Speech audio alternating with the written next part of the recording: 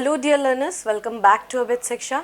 आज के this is a very important session. In today's session, आज के session में we are going to discuss about budget 2024-2025 जो 1 फरवरी 2024 को जो है अनाउंस किया गया था. So हम लोगों को बजट को समझना बहुत ज़्यादा important हो जाता है.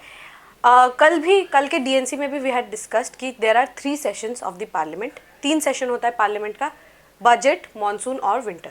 ठीक है, तो बजट सेशन जो होता है वो साल का जो शुरुआत है, एक किक स्टार्ट जो होता है कि how much money is going to be allocated, एक मतलब एक आगे बढ़ने के लिए हमें ब्लूप्रिंट मिल जाता है फॉर द एंटायर ईयर कि हमें क्या कैसे करना है. तो बजट वो हमें एक ब्लूप्रिंट प्रोवाइड कराता है जो बहुत ज़्यादा इंपॉर्टेंट हो जाता है. और उससे भी ज़्यादा इंपॉर्टेंट हो जाता है एग्जाम पर्सपेक्टिव से बजट को समझना, क्योंकि बजटरी एलोकेशन से बहुत ज़्यादा क्वेश्चंस आते हैं, स्पेशली इन बोथ यूपीएससी या फिर स्टेट सिविल सर्विस एग्जामिनेशन या फिर आपके जो भी नॉन स्टेट सिविल एग्जामिनेशन और अदर एग्जामिनेशंस होते हैं, उन सब में you can see questions directly coming from the schemes जो भी मेंशन होते हैं, या फिर जो भी आपके स्कीम्स रहते हैं या फिर जो भी एलोकेशन रहता है वहाँ से आपको डायरेक्ट क्वेश्चन देखने को मिलता है. इसीलिए बजट एक बहुत इंपॉर्टेंट डॉक्यूमेंट है जो गवर्नमेंट रिलीज़ करता है और उसको हमें समझना बहुत बहुत बहुत ज़्यादा इंपॉर्टेंट हो जाता है. ठीक है, सो अगर हम देखें तो यहाँ पे क्या है, मैं थोड़ा सा आपको ब्रीफ इंट्रोडक्शन के रूप में बजट को लेकर आई हूँ. ठीक है,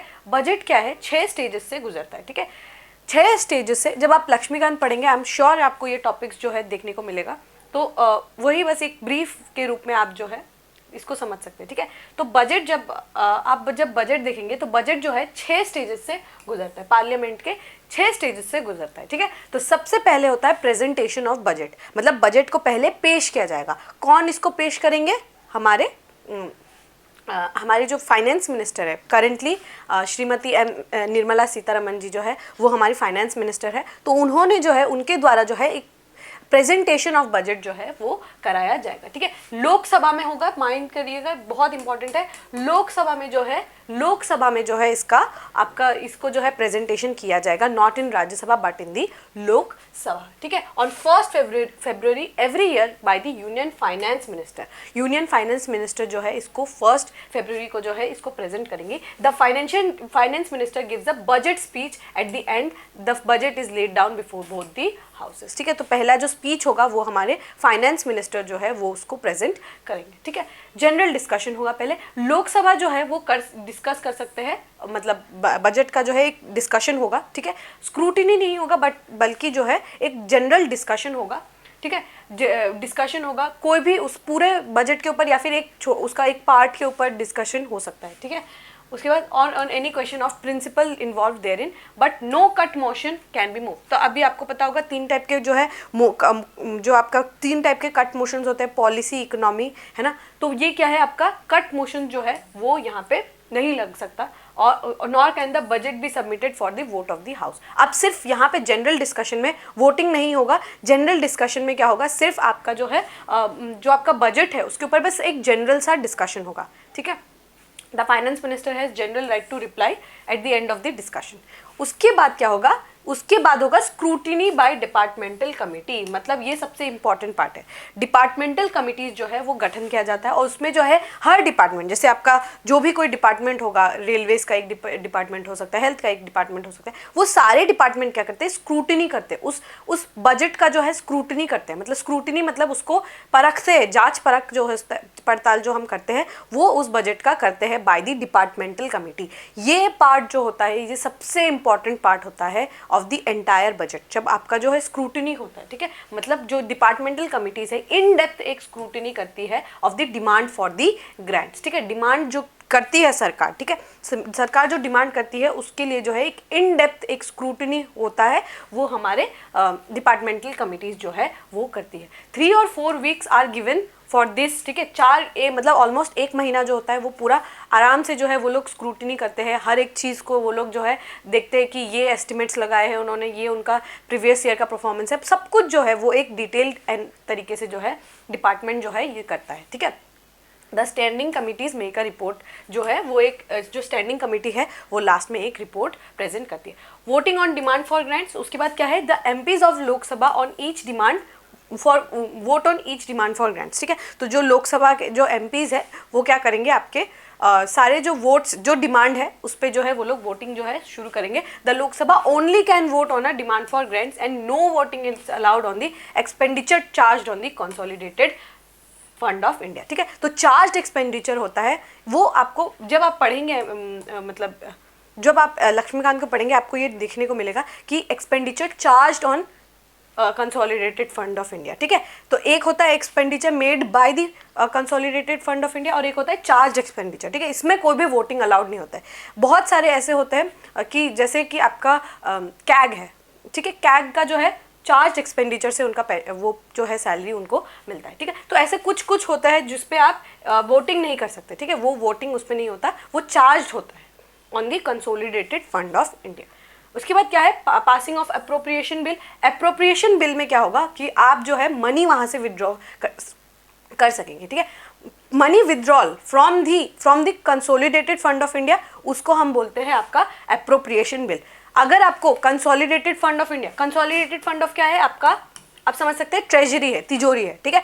वहां से अगर आपको पैसे निकालने हैं then you must pass the appropriation bill. Appropriation bill आपको ये पावर देता है कि आप कंसोलिडेटेड फंड ऑफ इंडिया से पैसे निकाल सकते हैं, ठीक है। तो कंसोलिडेटेड फंड ऑफ इंडिया से आप पैसे निकालना है तो आपको अप्रोप्रिएशन बिल को जो है वो साइन करना होगा, ठीक है। उसके बाद क्या होगा, फाइनेंस बिल पास होगा। फाइनेंस बिल में जो है आपको जो भी कोई टैक्स लगाने का जो पावर्स होते हैं, बहुत सारे पावर्स दिए जाते हैं, वो फाइनेंशियल बिल पे जो है उसके जब आप पास करेंगे तो वो आप जो है वहाँ से पैसे जो है वो ले पाएंगे, ठीक है। जैसे अगर कोई टैक्स लगाना हो तो वो आप जब फाइनेंस बिल जब है पास कराएंगे तो आपके पास वो पावर आ जाएगा, ठीक है। तो ये क्या है, एक 6 स्टेप्स का जो है एक कंसोलिडेटेड तरीके से मैंने आपको समझाने की कोशिश की उसके, और ये सारा जो है आपका एक के बाद एक स्टेप्स जो होता है वो लगाया जाता है, ठीक है। तो ये 6 जो स्टेजेस है ये बहुत इंपॉर्टेंट स्टेजेस है। हमारा जो बजट है वो पूरा इंटायरली इसी के ऊपर स्टैंड करता है, ठीक है। तो ये देख सकते हैं कुछ इंपॉर्टेंट आर्टिकल्स भी हम डिस्कस कर लेते हैं। आर्टिकल 112 कल भी हमने डिस्कस किया था, एनुअल फाइनेंशियल स्टेटमेंट के बारे में होता है, ठीक है। एनुअल फाइनेंशियल स्टेटमेंट जो है वो उसको ले डाउन करता है, ठीक है। President shall every financial year cause to lay an annual financial statement, ठीक है। तो प्रेसिडेंट जो है वो ले करते हैं आपका एनुअल फाइनेंशियल स्टेटमेंट, ठीक है। आर्टिकल 113 क्या बोलता है, no demand for a grant shall be made except on the recommendation of president. President recommendation करेंगे कि हमें जो है ये चाहिए, ये फंड चाहिए, डिमांड जो है वो कौन करेंगे, प्रेसिडेंट जो है वो रिकमेंड करेंगे, ठीक है। उसके बाद क्या है, article 114 no amount withdrawn from the consolidated fund of India without authorisation of the parliament. जब पार्लियामेंट ऑथराइज करेगी तभी आप पैसे वहाँ से निकाल पाएंगे। 226 क्या है आपका, कंसोलिडेटेड फंड ऑफ इंडिया पे जो है उसके बारे में। 266(1) क्या है आपका, पब्लिक अकाउंट ऑफ इंडिया। हमारे पास 3 अकाउंट्स है, ठीक है। एक आपका कंसोलिडेटेड फंड ऑफ इंडिया, एक आपका एक आपका पब्लिक अकाउंट्स ऑफ इंडिया और एक आपका होगा कंटिंजेंसी फंड, ठीक है, कंटिंजेंसी फंड ऑफ इंडिया, ठीक है। तो जो भी रेवेन्यूज है वो आपका कंसोलिडेटेड फंड ऑफ इंडिया में आएगा,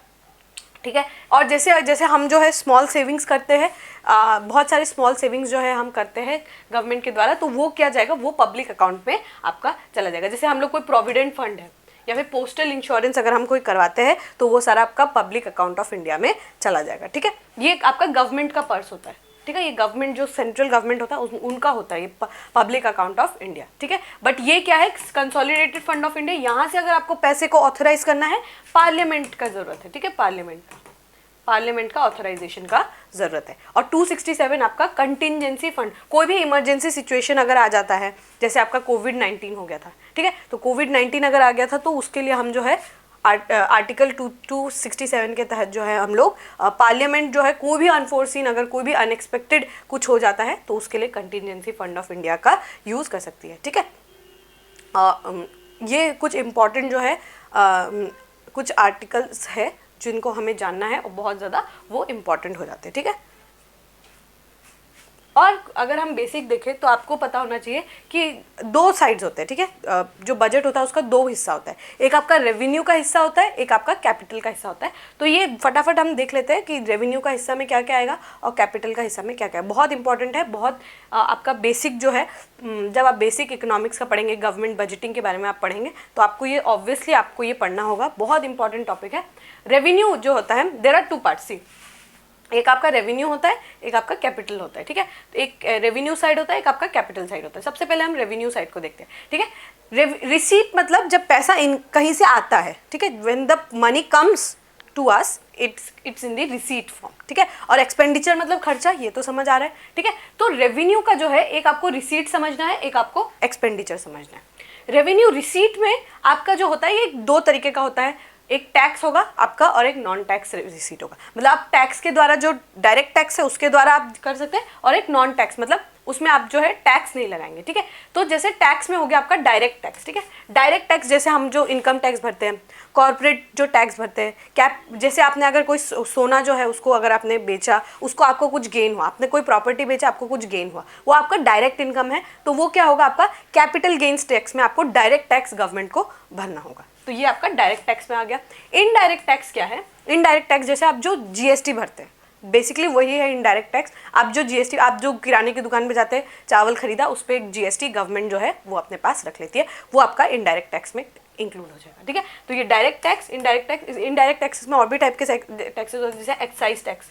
आपको पता है कि हम पेट्रोलियम के प्रोडक्ट्स पे जो है, पेट्रोल पे, एविएशन फ्यूल पे, अल्कोहल पे हम लोग इनडायरेक्ट टैक्स, वो जीएसटी के एम्बिट में नहीं आता, इसीलिए जो है एक्साइज टैक्स भी आपका इनडायरेक्ट टैक्स में आ जाएगा, ठीक है। तो डायरेक्ट टैक्स। नॉन टैक्स क्या है? सेलिंग, अगर आप कोई गुड्स या सर्विस सेल करते हैं, ठीक है, जैसे कोई भी आप, अगर आप कोई गुड या सर्विस सेल करते हैं, जैसे ट्रेन का कोई टिकट आपने खरीदा, ठीक है, टिकट, अगर आपने कोई टिकट खरीदा, ठीक है, अगर आपने कोई टिकट खरीदा, ट्रेन का टिकट खरीदा, तो ट्रेन का टिकट का जो इनडायरेक्ट टैक्स है, मतलब जैसे आपका 100 रुपये है टिकट का दाम, प्लस जीएसटी होगा, है ना, तो एक कुछ ऐसा अमाउंट आता है, तो जीएसटी तो डायरेक्ट गवर्नमेंट का इनडायरेक्ट टैक्स में चल जाएगा, लेकिन ये जो प्रिंसिपल अमाउंट है ये आपका नॉन टैक्स में आ जाएगा। मतलब आप अगर कोई ट्रेन में कोई जर्नी करेंगे तो वो क्या है, उस पर कोई आपका टैक्स नहीं लगेगा, एक इनडायरेक्ट टैक्स लगेगा जो जीएसटी के एम्बिट में आ जाएगा, तो वो आपका इनडायरेक्ट टैक्स में काउंट हो जाएगा, ठीक है। तो जीएसटी इधर चला जाएगा, और ये प्रिंसिपल अमाउंट जो है 100 रुपये, ये आपका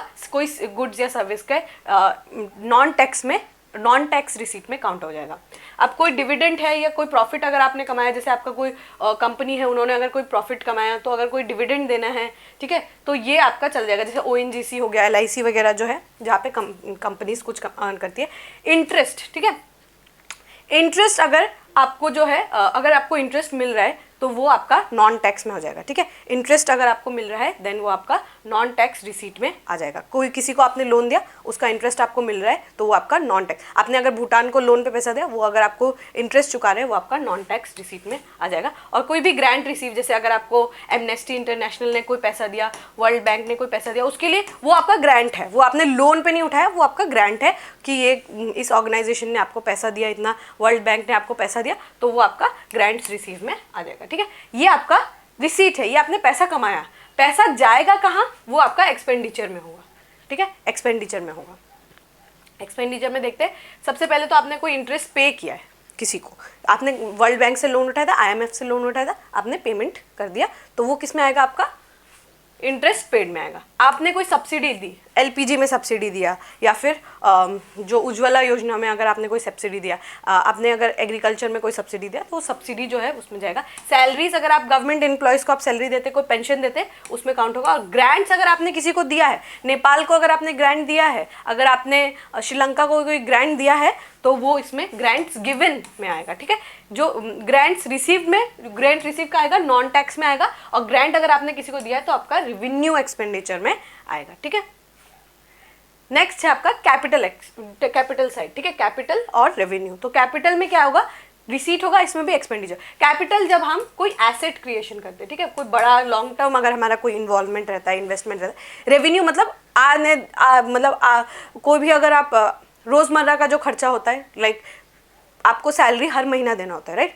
जीएसटी आप जो है, मतलब अगर आप जीएसटी आप हर रोज़ ही मतलब खरीदा बेचना, हर महीने जो है आप जीएसटी का वो करते हैं, ये सुनो। सो ये सब क्या है, ये जो रेवेन्यू साइड है ये आपका रोजमर्रे का खर्चा का है, ठीक है, रोजमर्रे का खर्चा। हर महीने आपको सैलरी देना होता है, हर महीने आपको पेंशन देना होता है, हर बार जब भी एलपीजी कोई बुक करेगा आपको सब्सिडी देना होता है। तो ये सब क्या है, रोजमर्रे का खर्चा, इसमें आप रेवेन्यू रिसीट में करते हैं, ठीक है। तो यहाँ क्या है, कैपिटल एक्सपेंडिचर, कैपिटल साइड जो है इसमें आप कोई लॉन्ग टर्म होगा, लॉन्ग टर्म कोई अगर आप एसेट क्रिएशन करेंगे तो उसमें आपका कैपिटल में होगा, ठीक है। तो लॉन्ग टर्म में आप देख सकते हैं यहाँ पे भी एक रिसीट साइड है, यहाँ पे भी एक एक्सपेंडिचर। रिसीट मतलब पैसा आया और एक्सपेंडिचर मतलब कहीं पे पैसा आपने दे दिया, ठीक है। तो रिसीट साइड में आप देख सकते हैं डेट है और नॉन डेट है, ठीक है। डेट मतलब कर्ज, ऋण, राइट, ऋण जो आप कर्ज लेते हैं। एक आपका इंटरनल डेट हो सकता है, एक आपका एक्सटर्नल डेट हो सकता है, ठीक है। इंटरनल मतलब आपने मार्केट से पैसा उठाया, मनी मार्केट वगैरह से अगर आप गवर्नमेंट ने पैसा उठाया तो वो हमारा इंटरनल डेट है। एक्सटर्नल डेट मतलब हम बाहर से कहीं से उठा रहे हैं, किसी कंट्री ने हमने किसी कंट्री से लोन लिया है, कोई वर्ल्ड बैंक से हमने लोन लिया है, न्यू डेवलपमेंट बैंक से अगर हमने लोन लिया है तो वो हमारा एक्सटर्नल डेट में काउंट होगा, ठीक है। नॉन डेट हमारा क्या होगा, सिमिलरली हमें जो है कोई हमने लोन रिसीव किया, ये याद रखिएगा, इसमें हम जो इंटरेस्ट हमें मिल रहा था ना, ये इंटरेस्ट मिल रहा था, ठीक है। अगर उसका प्रिंसिपल अमाउंट, अगर भूटान ने हमें इंटरेस्ट दिया, ठीक है, हमने वो अगर हमारे इंटरेस्ट में, अगर उन्होंने हर महीने हमें इंटरेस्ट देते रहे तो वो हमारा नॉन टैक्स रिसीट में काउंट होगा। बट अगर हमारे भूटान ने पूरा पैसा ही रिकवर कर दिया, मतलब पूरा प्रिंसिपल अमाउंट ही हमें दे दिया, तो वो लोन रिकवर्ड में हमको मिलेगा। और डिसइन्वेस्टमेंट, ठीक है, डिसइन्वेस्टमेंट मतलब जैसे ओएनजीसी हो गया, या फिर कोई गवर्नमेंट का कोई कंपनी है, अगर हम उसको डिसइन्वेस्ट करते हैं, हम बोलते हैं कि यस कि आप जो है आप इसको ले लीजिए, हम इसको बेचना चाहते हैं, तो वो आपका डिसइन्वेस्टमेंट में काम होगा, ठीक है। डिसइन्वेस्टमेंट में ये इसमें बहुत बार ऐसा होता है, जैसे कंपनी बहुत सारा शेयर्स बेचती है, राइट, बीएसएनएल, एमटीएनएल जो है, उनको अगर शेयर्स वो बेचने लगे, ठीक है, तो उस पर क्या होगा, उनको कुछ पैसे मिलेंगे, तो वो पैसा कहाँ जाएगा, आपका नॉन डेट में जाएगा, नॉन डेट रिसीट जो आपका कैपिटल एक्सपेंडिचर में है, ठीक है। और एक्सपेंडिचर क्या है, जैसे कोई लोन मैंने अगर किसी को दिया है फॉर लॉन्गर टाइम पीरियड, ठीक है, तो वो आपका कैपिटल एक्सपेंडिचर में होगा। और अगर हमने कोई कैपिटल गुड या एसेट क्रिएशन किया है, जैसे मैंने हेल्थ के लिए मैंने कोई हॉस्पिटल बनाया है, कोई स्कूल बनाया है, तो वो आ जाएगा आपका कैपिटल गुड्स या फिर एसेट्स में, ठीक है। आई होप ये काफ़ी बड़ा जो है आपको समझ आया होगा कि कैसे वी हैव कैपिटल एंड आपका रेवेन्यू साइड हमने समझा, एंड कैपिटल साइड जो है उसको भी हमने अच्छे से समझा, ठीक है। So yes, we are going to start with the key features. हम देखेंगे, एक ओवरव्यू लेंगे कि इस बार का बजट में क्या क्या बोला गया। सो लेट अस सी कि क्या हमारे जो है कि हमारा जो क्या रोड मैप है, ठीक है। इस बार जो है आपको पता है इंटरिम बजट जो है ये पेश किया गया, ठीक है। सो इंटरिम बजट और एक फुल फ्लेजेड यूनियन बजट में क्या डिफरेंस रहता है, इंटरिम बजट आपका तब पेश किया जाता है जब आपका इलेक्शन ईयर्स हो, ठीक है। एक फुल फ्लेजेड बजट हम नहीं पेश कर सकते, बिकॉज उसके बाद क्या होगा, इलेक्शन होगा, एंड वी डोंट नो कि कोई वो सेम सरकार बनेगा या नहीं बनेगा। सो उस समय हम क्या करते हैं, इंटरिम बजट को पेश करते हैं, जो थोड़े बहुत दिन जो है उसको किस तरीके से हम what we are going to do and हमारा क्या प्लान्स रहेंगे। सो एक इंटरिम बजट को जो है पेश किया जाता है इन दी इलेक्शन ईयर, ठीक है। जो जिस साल आपका इलेक्शन होगा उस साल आपका इंटरिम बजट होगा। तो 2024 में जो है आपका जनरल इलेक्शंस है लोकसभा का, सो उसीलिए इस बार जो है इंटरिम बजट पेश किया गया। सो इंटरिम बजट में जो है क्या हमारा एम्स है उसके बारे में बताया गया, हमारा डेवलपमेंट का मंत्र क्या है उसके बारे में यहाँ पे डिस्कस किया गया, ठीक है। सो यहाँ पे आप देख सकते हैं कि विकसित भारत बाय 2047 हमारा ये एम है कि हम क्या बनना चाहते हैं, एक डेवलप्ड नेशन जो है वो हम बनना चाहते हैं। डेवलप्ड नेशन कब तक, बाय 2047 तक, जब हम मतलब 100 ईयर्स हमारा इंडिपेंडेंस का हो जाएगा, तब तक हम एक डेवलप्ड नेशन बनना चाहेंगे, ठीक है। हमारा विजन क्या है, prosperous Bharat in harmony with nature, modern infrastructure and opportunities for all, ठीक है। तो ये हमारा विजन है, और हमारा क्या है, सबका साथ सबका विकास होना चाहिए, सबका साथ होना चाहिए, सबका विकास होना चाहिए। उसके बाद सबका हम कॉम्प्रिहेंसिव एक डेवलपमेंट करेंगे, उसके बाद क्या होगा, सबका साथ होगा, सबका विकास होगा, सबका विश्वास होगा, और हमारा क्या है, ट्रिनिटी क्या होगा, एक ट्रिनिटी बनेगा, डेमोक्रेसी का, डाइवर्सिटी का एंड आपका डेमोग्राफी का, ठीक है। डेमोक्रेसी एंड डाइवर्सिटी का एक ट्रिनिटी बनेगा। उसके बाद क्या होगा कि सबका प्रयास होगा, सबका साथ, सबका विकास, सबका विश्वास, और साथ ही सबका प्रयास होगा, तो हम जो है एक विकसित भारत बन जाएंगे, डेवलप्ड इंडिया बाय 2047। ये हमारा एक लॉन्ग टर्म रोड मैप जो है इस बार का हमें देखने को मिला। ठीक है, सो अगर हम देखते हैं, पहले हम देखते हैं कि गवर्नमेंट को अगर पैसा आया तो आया कहाँ से और पैसा गया तो गया किधर। ठीक है, जाएगा तो जाएगा किधर। तो अगर एक रुपया आता है, एक रुपया जो है हमारे खाते में आता है तो वो आता कहाँ है, और अगर एक रुपया हमारे खाते से जाता है तो भी वो कहाँ से जाता है। ठीक है, मैं ये जूम इन करती हूँ इसको, ये देखिए, तो आप देख सकते हैं यहाँ क्या है, रुपी कम्स फ्रॉम, पैसा एक रुपया आया तो आया कहाँ से। ठीक है, तो रुपी कहाँ से आता है, सबसे बड़ा आप देख सकते हैं वो है हमारा बोरोइंग एंड अदर लायबिलिटीज। याद करिए बोरोइंग, और हम कहाँ से बोरो करते हैं, एक्सटर्नल डेट, इंटरनल डेट जो है हम लोग कहाँ से लेते हैं। ठीक है, सो क्या है हमारा बोरोइंग जो है और अदर लायबिलिटीज, हम जो है मार्केट से उठाते हैं पैसा या फिर बाहर से बोरो करते हैं, वो सबसे बड़ा हमारा हिस्सा बनता है। ठीक है, उससे कम अगर आप देखेंगे तो वो हमारा इनकम टैक्स है। ठीक है, इनकम टैक्स, ठीक है, इनकम टैक्स जो है जो आपका डायरेक्ट इनकम टैक्स है, ठीक है, डायरेक्ट इनकम टैक्स है, उस पर देख सकते हैं आप 19% जो है वो हमारा हिस्सा बनता है। उसके बाद आप देख सकते हैं कॉर्पोरेशन टैक्स। ठीक है, कंपनीज जो है वो उनको क्या अर्निंग हुआ उनसे वो एक टैक्स पे करती है, और जो कंपनी कोई प्रॉफिट नहीं कमा रही है उनको मिनिमम ऑल्टरनेट टैक्स जो है वो भरना होता है। तो ये सब टैक्सेशन के द्वारा जो है वो हमें 17% देखने को मिला, पैसा आता है। ठीक है, उसके बाद क्या है आप देख सकते हैं नॉन टैक्स रिसीट, जो हमारे नॉन टैक्स हमने देखा था जहाँ पे टिकट बेच के जो है नॉन टैक्स रिसीट में जो है पैसे आते हैं, तो वो क्या है 7% हिस्सा है। उसके बाद आप देख सकते हैं यूनियन एक्साइज ड्यूटीज, जो जीएसटी के एम्बिट में नहीं आता वो आपका एक्साइज के एम्बिट में आता है। जैसे आपका पेट्रोलियम हो गया, ठीक है, पेट्रोल हो गया, उसके बाद आपका अल्कोहल हो गया, वो सारा आपका यूनियन एक्साइज ड्यूटीज में आया। जीएसटी आप देख सकते हैं काफ़ी बड़ा हिस्सा है जीएसटी इसका। जीएसटी जो है 18% है। जीएसटी हमें पता है हर चीज़ में ही, ऑलमोस्ट हर चीज़ में ही जीएसटी लगता है, तो जीएसटी भी काफ़ी बड़ा एक हिस्सा प्ले करता है यहाँ पे। उसके बाद क्या है कस्टम ड्यूटीज़, जो हम बाहर एक्सपोर्ट इंपोर्ट करते हैं उसमें जो कस्टम ड्यूटीज़ लगता है 4% हिस्सा। And non debt capital receipt, जिसमें कोई भी हमें ऋण नहीं होता, ठीक है, नॉन डेट होता है, तो वो कैपिटल रिसीट 1% हिस्सा बनाता है। ठीक है, तो पैसा इस तरीके से आता है। अब पैसा जाता कैसे है, लेट अस सी।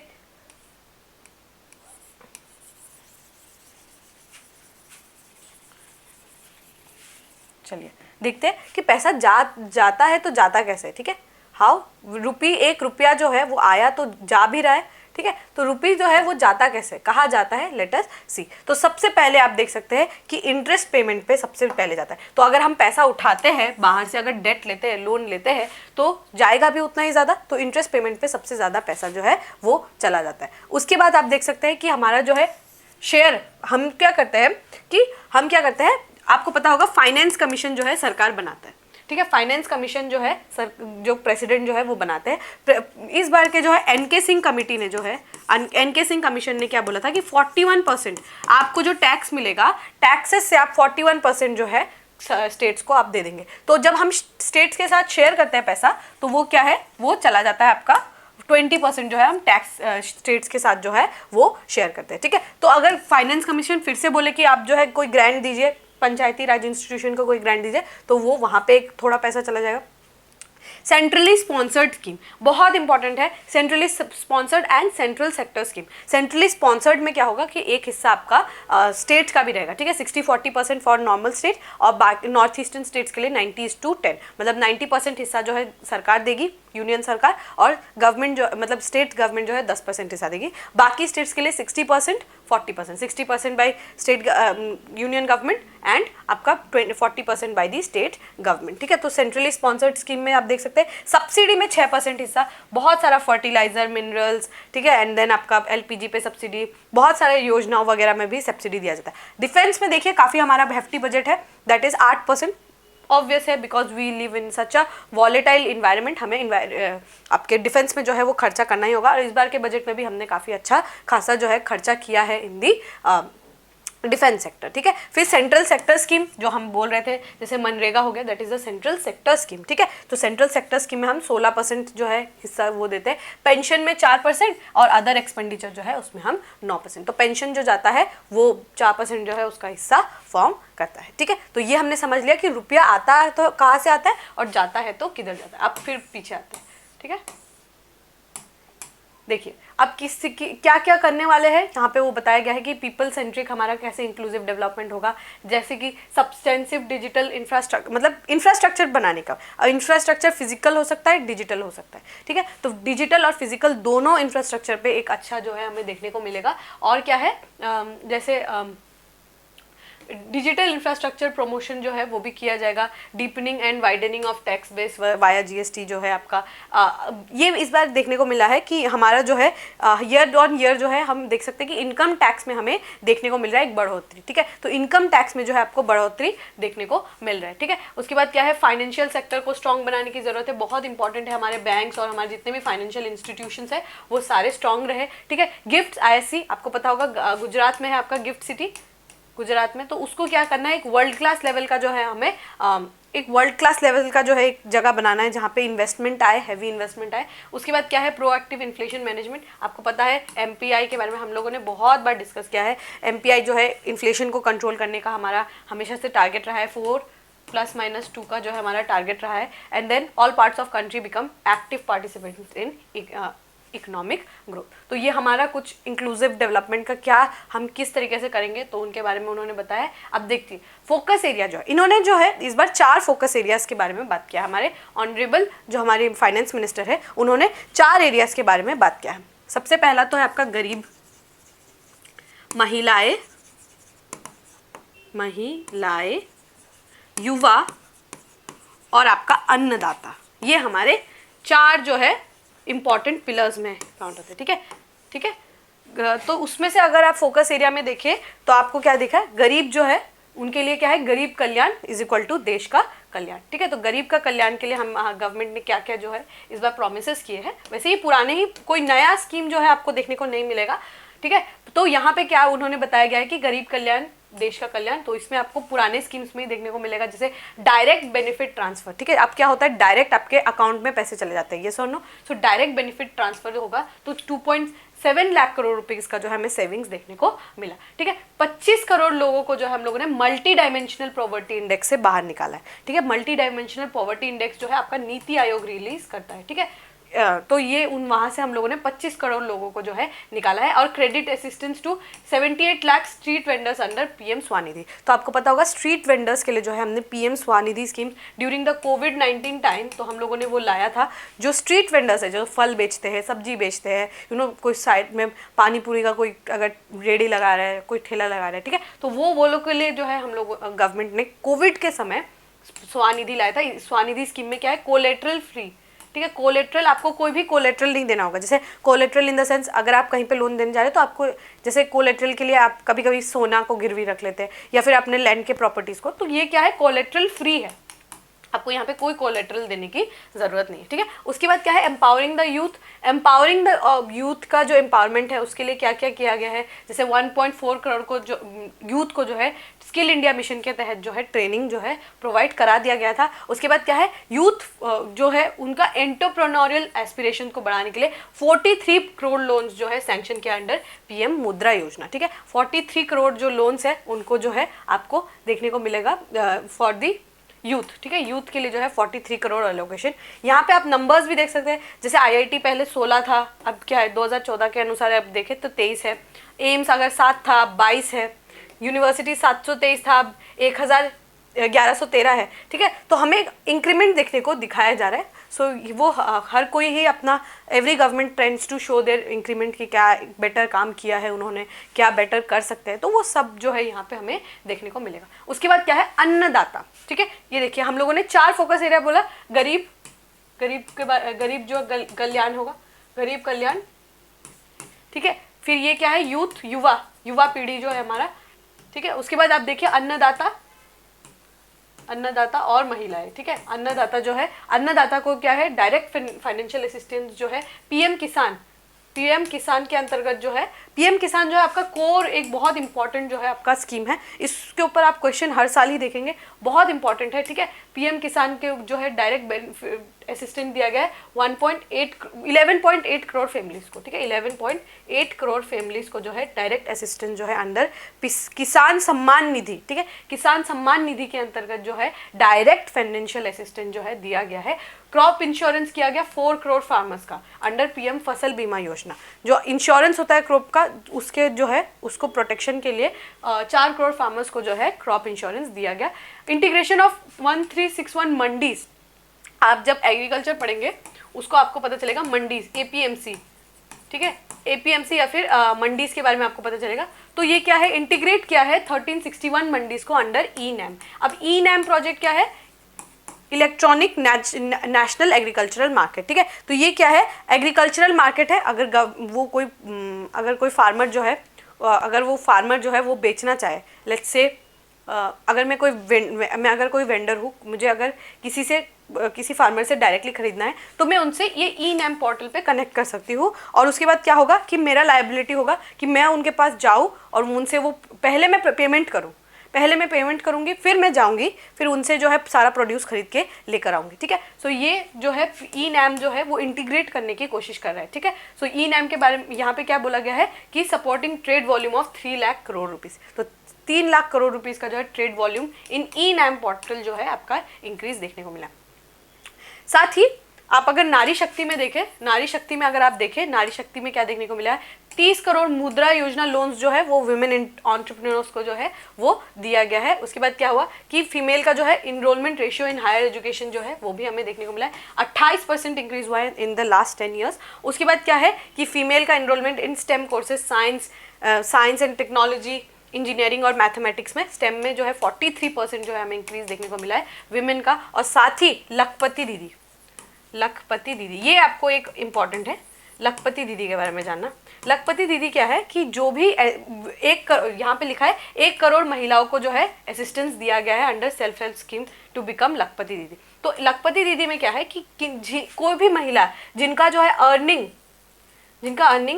एवरी ईयर 1 लाख रुपए या फिर उससे ज़्यादा हो, तो उनको क्या मिलेगा, जो भी वुमेन का जो जितना भी बेनिफिट्स है, जितना भी वुमेन सेंट्रिक पॉलिसीज़ है उनका बेनिफिट्स है वो उनको प्रोवाइड करा दिया जाएगा, ठीक है। तो लखपति दीदी में क्या है, जिनका अर्निंग 1 लाख रुपए के आसपास हो, 1 लाख रुपए हो साल भर का, तो उनको जितना भी वुमेन का सेंट्रिक पॉलिसीज़ है, जैसे मुद्रा लोन लेना या फिर कोई और लोन उठाना, जैसे कि मुद्रा लोन हो गया, एंड आपका सेल्फ हेल्प ग्रुप से कोई लोन उठाना हो, तो वो उनको डायरेक्टली जो है वो प्रोवाइड करा दिया जाएगा, ठीक है। तो यहाँ पे क्या लिखा है कि 1 करोड़ महिलाओं को जो है assisted by 83 lakh self help group to become Lakhpati Didi, ठीक है। 1 करोड़ महिलाओं को जो है हमने लखपति दीदी बनाया और 83 लाख जो है हमारा सेल्फ हेल्प ग्रुप ने उनका लखपति बनने के लिए सहायता किया, ठीक है। तो ये एक इम्पॉर्टेंट मुझे लगता है कि लखपति दीदी के बारे में आपको जान लेना चाहिए, बहुत इंपॉर्टेंट है, ठीक है।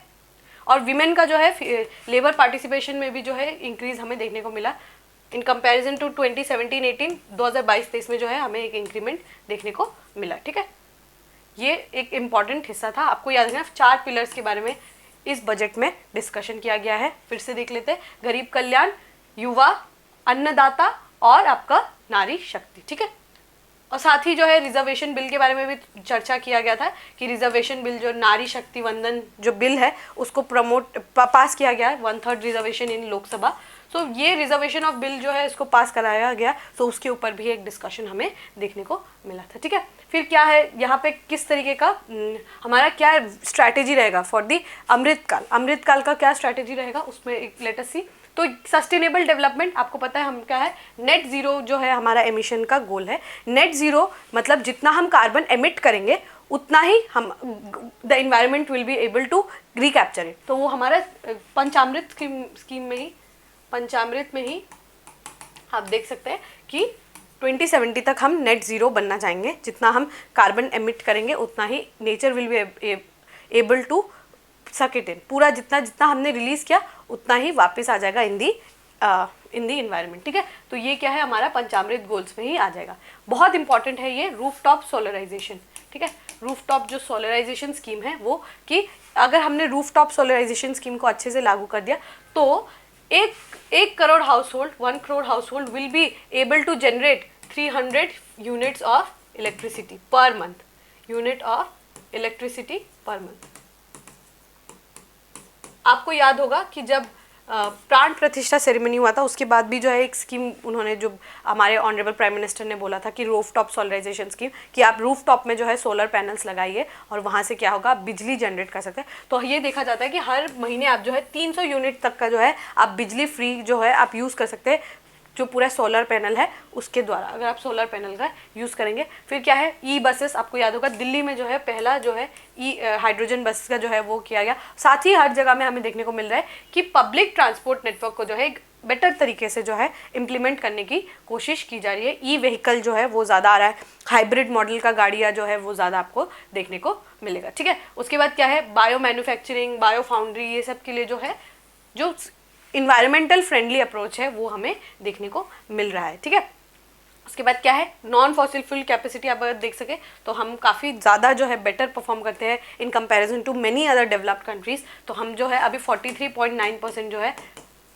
हम अब प्रोड्यूस करते हैं नॉन फॉसिल फ्यूल एनर्जी। ठीक है, उसके बाद क्या है, 10 करोड़ एलपीजी कनेक्शन पीएम आपका उज्ज्वला योजना के अंतर्गत जो है अब एलपीजी हमने कनेक्टिविटी प्रोवाइड करवाया बहुत सारा। एंड बहुत यहाँ पे जो है आपका स्ट्रीट लाइट, जो एलईडी स्ट्रीट लाइट है वो हम लोगों ने लगाया। उजाला योजना के अंतर्गत हम लोगों ने कितने एलईडी बल्ब बांटे, तो यहाँ पे उसी का एक समरी जो है आपको देखने को मिलेगा। ठीक है, उसके बाद क्या है, स्ट्रैटेजी ऑफ अमृत काल। ठीक है, how we are going to strategize on the Amrit Kaal, उसके बारे में भी वी विल सी।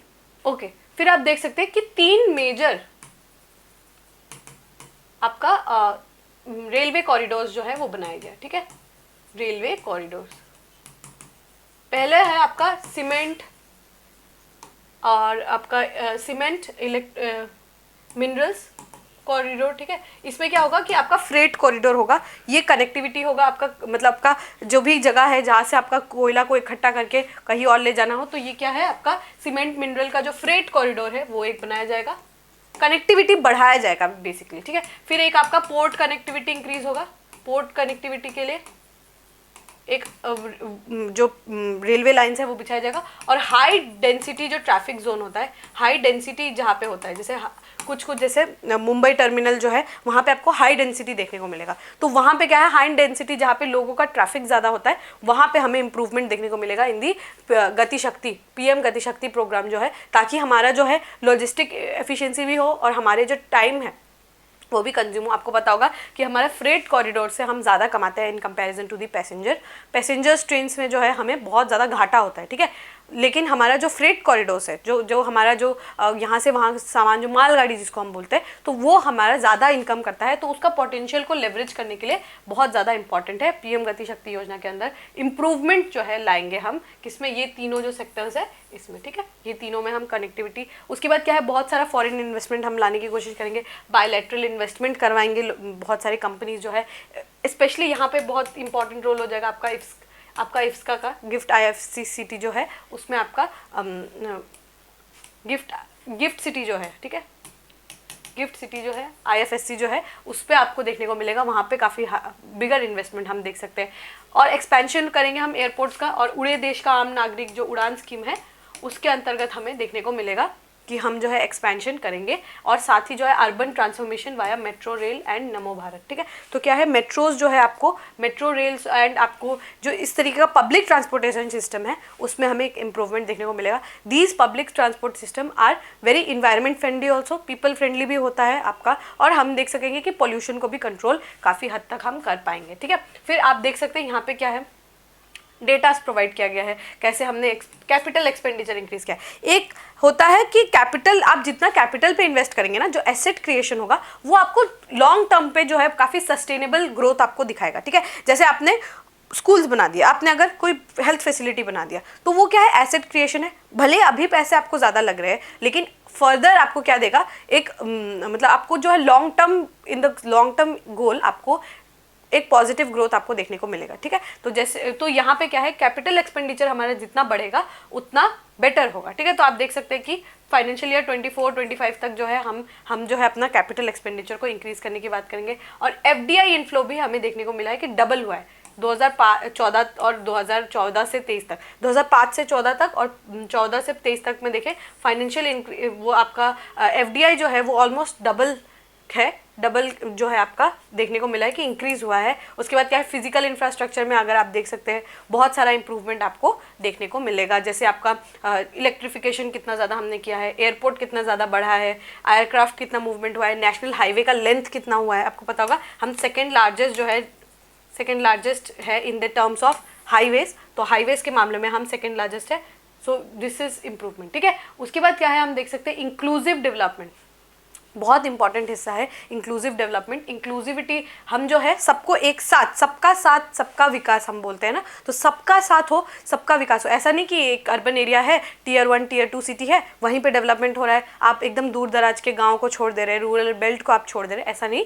बट आप अगर हिमालयन स्टेट्स को छोड़ रहे हैं, नॉर्थ ईस्ट को अगर आप छोड़ रहे हैं, ऐसा नहीं होना चाहिए। इंक्लूसिव डेवलपमेंट होना चाहिए। उसके लिए जो है आपको पता होगा एस्पिरेशनल डिस्ट्रिक्ट प्रोग्राम को जो है लॉन्च किया गया था, ताकि हम जो है मतलब रीचिंग द लास्ट माइल,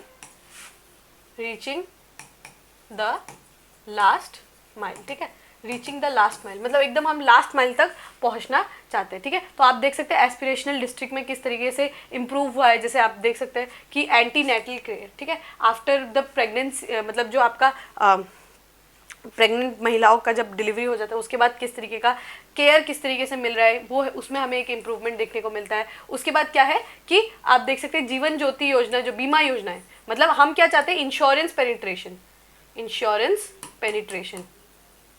ज़्यादा से ज़्यादा लोग जो है हमारा इंश्योरेंस मतलब खरीदे, ठीक है। तो हमारे पास मार्केट बहुत बड़ा है बट इंश्योरेंस पेनिट्रेशन उतना ही कम है। इट्स ऑलमोस्ट अराउंड सिर्फ 4% जनता जो है वो ही इंश्योरेंस खरीदती है, ठीक है। तो हमें इंश्योरेंस पेनिट्रेशन कराना बहुत ज़्यादा इंपॉर्टेंट है, ठीक है। इंश्योरेंस हमारा जो सेक्टर है उसमें हम बहुत ज़्यादा ग्रोथ देख सकते हैं, लेकिन अभी फ़िलहाल जो है हमें उसमें फोकस करने की बहुत ज़्यादा ज़रूरत है। और ये जीवन ज्योति बीमा योजना जो है उसके तरफ एक राइट डायरेक्शन के रूप में निकला है, ठीक है। हेल्थ में क्या क्या देखें कि जो आप हम लोगों ने डिस्कस किया था 9 to 14 ईयर्स की महिलाओं को सर्वाइकल कैंसर जो है वो बहुत ज़्यादा होने का चांसेस रहता है। तो सर्वाइकल कैंसर को बीट करने के लिए हम क्या करेंगे कि वैक्सीनेशन जो है वो अर्ली वैक्सीनेशन हम शुरू करेंगे, ठीक है। अर्ली वैक्सीनेशन जो है फॉर सर्वाइकल कैंसर। फिर क्या है, सक्षम आंगनवाड़ी स्कीम, पोषण 2.0, अर्ली चाइल्डहुड केयर, ये पुराना ही स्कीम्स है, उसी में उन्होंने जो है बात क्या है कि how we are going to immunise, ठीक है, कैसे जो आपका वैक्सीनेशन प्रोग्राम है, इम्यूनाइजेशन प्रोग्राम्स है। मिशन इंद्रधनुष के अंतर्गत आपको पता होगा कि बच्चों को जो है वैक्सीन्स लगाया जाता है, पोलियो, डिफ्थेरिया हो गया, मिजल्स हो गया, रुबेला हो गया, उन सब के लिए जो बीमारियां है उसके लिए जो है जो आपका वैक्सीनेशन प्रोग्राम है वो आपका मिशन इंद्रधनुष के अंतर्गत जो है वो किया जाता है। फिर आयुष्मान भारत स्कीम के अंतर्गत, ठीक है, आयुष्मान भारत स्कीम के अंदर जो है आपको देखने को मिलेगा कि एक्सटेंशन किया गया है आयुष्मान भारत स्कीम को, जिसमें अब आशा वर्कर्स हो गए, आपकी आंगनवाड़ी वर्कर्स हो गई, इन सबको जो है इंक्लूड कर दिया गया है, ठीक है। इन सबका जो है इन सबको अब आयुष्मान भारत स्कीम के अंतर्गत जो है लेकर आ रहे हैं। तो हेल्थ सेक्टर में भी we are not seeing some new schemes, कोई न्यू स्कीम आपको देखने को नहीं मिलेगा, बट ये पुराने स्कीम का ही एक्सटेंशन है। आपको ये भी एक बात ध्यान रखना है कि this is not a full fledge budget, एक यूनियन बजट नहीं है, एक इंटरिम बजट है कि हम ये कुछ 5-6 महीनों में क्या करने वाले हैं। तो ये क्या है, आपको एक कोई भी बड़ा अनाउंसमेंट नहीं देखने को मिलेगा। पुराना स्कीम्स में हम क्या कर रहे हैं, हमारा बजट एस्टिमेट्स क्या है, हमारा रेवेन्यू एस्टिमेट्स क्या है, उसके बारे में बताया, यहाँ पे चर्चा किया गया है, ठीक है। फिर आपको देखने को मिलेगा कि गरीब कल्याण आवास योजना जो है, मतलब आपका आवास योजना PMAY के अंतर्गत जो है घर कितना ज़्यादा दिया गया है। और हाउसिंग, मिडिल क्लास लोगों के लिए भी जो है हाउसिंग के लिए कोई ना कोई स्कीम अब लॉन्च शायद हमें देखने को मिलेगा कि किस तरीके से हम प्रमोट कर सकते हैं मिडिल क्लास लोगों को कि वो भी अपना खुद का एक घर बनाए, एक मकान बनाए जहाँ पे वो रह सकते हैं, ठीक है। तो आवास योजना के अंतर्गत जो है 3 करोड़ हाउस होल्ड जो है उनको जो है पैसे दिए गए, और एडिशनल 2 करोड़ लोगों को जो आने वाला जो 5 साल है उसमें एडिशनल 2 करोड़ लोगों को जो है घर दिया जाएगा, ठीक है। और टूरिज्म में भी आप देख सकते हैं, टूरिज्म जो है हमारा काफ़ी बड़ा है आफ्टर दी G20 मीट, है ना। तो G20 मीट जो है G20 मीट्स के बाद क्या है, क्या बोला गया कि आप जो है अपना जो भी, जैसे कि हमें देखने को मिलता है इन्फ्लक्स देखने को मिलता है in the Himalayan state, right, Himalayan state में हमें इन्फ्लक्स देखने को मिलता है। तो कैसे सस्टेनेबल टूरिज्म किया जाए, सस्टेनेबल टूरिज्म के ऊपर जो है फोकस देखा हम लोग को जाता है, और साथ ही टूरिज्म सेक्टर को हम इम्प्रूव करने की कोशिश कर रहे हैं। जैसे हम क्या दे रहे हैं, long term investment, long term loan दे रहे हैं टू दी स्टेट, ताकि वो अपने टूरिज्म सेक्टर पे इन्वेस्ट करें। आपको देखने को मिलेगा कि आप जो है टूरिस्ट सेंटर को जो है हम डेवलप करने की कोशिश करें, वहाँ पे बिजनेस करने की कोशिश करें, और साथ ही जो है कनेक्टिविटी इंक्रीज करने की बहुत ज़्यादा कोशिश कर रहे हैं। कनेक्टिविटी, जैसे आपको पता होगा कि लद्दाख में वी आर जो है हम उसको वहाँ पे इंफ्रास्ट्रक्चर कनेक्ट करेंगे लद्दाख में। सो लद्दाख में क्या होगा, नॉट लद्दाख बट लक्षद्वीप, ठीक है, आई एम सॉरी, लक्षद्वीप में जो है हम पोर्ट कनेक्टिविटी को इंक्रीज करने की बात कर रहे हैं, ठीक है। पूरा टूरिज्म सेक्टर पे ही हमें देखने को मिलेगा कि काफ़ी बड़ा जो है आपको देखने को मिलेगा कि इंफ्रास्ट्रक्चर जो डेवलपमेंट होगा in the tourist, specially in the touristy place, ठीक है, जो टूरिस्टी प्लेस होंगे वहाँ पे। साथ ही हमारा क्या फोकस रहेगा, एक सस्टेनेबल डेवलपमेंट हो इन दी द एरिया जहाँ पे टूरिज्म जो है वो बढ़ेगा, ठीक है। तो बहुत इंपॉर्टेंट है कि हमारा जो विजन है वो टूरिज्म सेक्टर पे भी है, ठीक है। तो हम देखते हैं कि फूड प्रोसेसिंग इंडस्ट्री में क्या इंप्रूवमेंट लाने की यहाँ पे बात की गई है। सिमिलरली आपको याद रखना है कि कोई नया जो है कोई स्कीम लॉन्च नहीं किया है गया है, बट वही बताया गया है कि क्या इम्प्रूवमेंट हुआ है, जो पुराने स्कीम्स है उसमें क्या इंप्रूवमेंट देखने को मिल रहा है, किस तरीके का पब्लिक इन्वेस्टमेंट रहा है, प्राइवेट इन्वेस्टमेंट रहा है, नैनो डाई अमोनियम फॉस्फेट, ठीक है। ये क्या है कि नैनो, जो आपका जो नैनो चीज़ें होता है ना, वो ज़्यादा प्लांट्स जो है वो ज़्यादा अट्रैक्ट करता है। जैसे आपका नैनो यूरिया हो गया, ठीक है, तो वो क्या है कि प्लांट्स जो है वो जल्दी एब्जॉर्ब करता है, उसका प्रोडक्टिविटी भी ज़्यादा होता है। आपको ह्यूमंगस अमाउंट में नहीं ऐड करना होता है, थोड़ा थोड़ा आप नैनो यूरिया जो है कम यूज़ करेंगे, प्रोडक्टिविटी उतना इंप्रूवमेंट होगा। तो जो है नैनो डायमोनियम फॉस्फेट, अमोनिया, ठीक है, अमोनिया जो है आपको पता होगा हमारा जो हमारा NPK है, आपको जब आप पढ़ेंगे सॉइल के बारे में और फिर एग्रीकल्चर के बारे में तो आपको पता होगा ये NPK जो है हमारा होली ग्रेल है, हमारे फार्मर्स NPK का यूज़ करते हैं। तो ये क्या है, उसमें प्रमोशन किया जा रहा है आपका नैनो डायमोनियम फॉस्फेट का, ठीक है, कि हम कैसे इसको छिड़के और उसके बाद जो है हमें प्रोडक्टिविटी इंक्रीज देखने को मिले। आत्मनिर्भर ऑयल सीड अभियान, ठीक है, फिर क्या है आपको डेयरी डेवलपमेंट, और फिर आपका हॉर्टिकल्चर में इम्प्रूवमेंट, ये सब देखने को मिलेगा। फिशरी में मत्स्य संपदा योजना, बहुत इंपॉर्टेंट ये स्कीम है, ये भी मत्स्य संपदा योजना, उसमें किस तरीके से एक्वाकल्चर प्रोडक्टिविटी इंक्रीज करे उसकी यहाँ पे बात की गई है, ठीक है। उसके बाद क्या है, 5 integrated aqua parks to be set up, ये एक इंपॉर्टेंट है कि कितना एक्वा पार्क्स जो है उसको सेटअप कर सकते हैं। तो 5 जो है एक्वा पार्क्स जो है उसको सेटअप करेंगे। यहाँ देखेंगे कि आपका ब्लू रेवोल्यूशन में कितना जो है इंक्रीज एलोकेशन देखने को मिला, जो आपका 23-24 है उससे थोड़ा बहुत ज़्यादा ही देखने को मिल रहा है, थोड़ा अच्छा जो है इंक्रीज यहाँ पे देखने को मिल रहा है। हमारा बहुत ह्यूज पोटेंशियल है इन दी एक्वाकल्चर फील्ड, ठीक है। तो फिशरीज़ में हमको बहुत अच्छा पोटेंशियल हमें देखने को मिलता है, तो यहाँ पे हमारा इन्वेस्टमेंट भी काफ़ी अच्छा ही रहेगा। साथ ही देख सकते हैं आप PMFME, FME मतलब फूड प्रोसेसिंग इंडस्ट्री जो है आपका प्रोसेसिंग, फूड प्रोसेसिंग इंडस्ट्री है, वो आपको पता होगा 3 सेक्टर्स होते हैं, इनपुट, 3 स्टेजेस होते हैं, इनपुट, प्रोसेसिंग एंड फिर आपका आउटपुट, ठीक है। ये 3 आपको देखने को मिलेगा स्टेजेस, ठीक है। तो इनपुट होगा जब आप रॉ मटेरियल्स को डालेंगे, प्रोसेसिंग होगा, फिर आपका आउटपुट होगा। तो ये प्रोसेसिंग सेक्टर जो है ये हमारा बहुत ज़्यादा अंडरडॉग सेक्टर के रूप में जो है देखने को मिलता है। यहाँ पे ह्यूमंगस पोटेंशियल है इस सेक्टर का ग्रोथ होने का, और इसमें हम फॉरेस्ट जो डायरेक्ट इन्वेस्टमेंट है वो भी एक्सपेक्ट कर सकते हैं प्रोसेसिंग इंडस्ट्री में, फूड प्रोसेसिंग इंडस्ट्री में। तो उस पर हमें एलोकेशन, बजटरी एलोकेशन जो है वो हमें ज़्यादा देखने को मिल रहा है, ठीक है।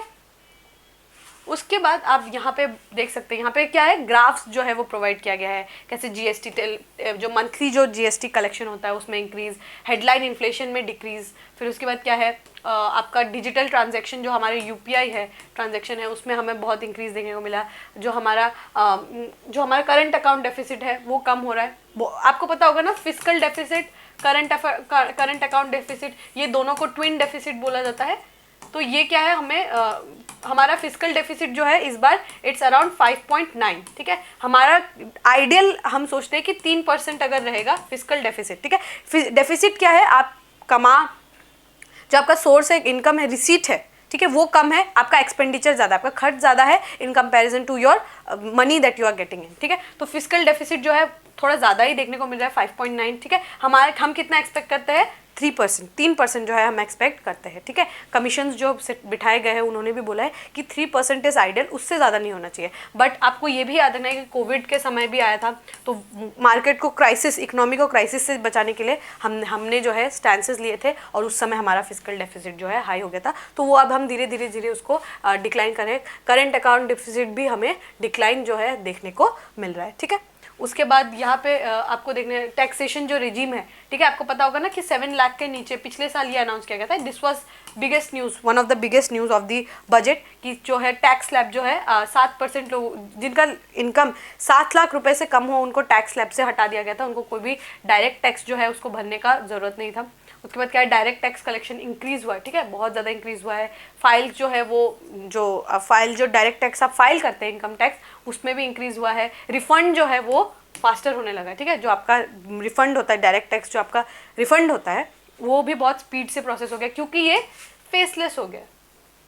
फेसलेस, ठीक है। फेसलेस मतलब अब आप ऑनलाइन आप ITR फाइल करेंगे, आपको ऑनलाइन ही आपका पैसे मिल जाएगा। आपको बीच में कहीं जाके किसी के पास जाके you don't have to go to the office, क्योंकि वहाँ पे क्या होगा, बहुत सारा रेड टेपिज्म हो जाएगा, एंड देन बहुत ज़्यादा क्या होगा कि करप्शन हो जाता था।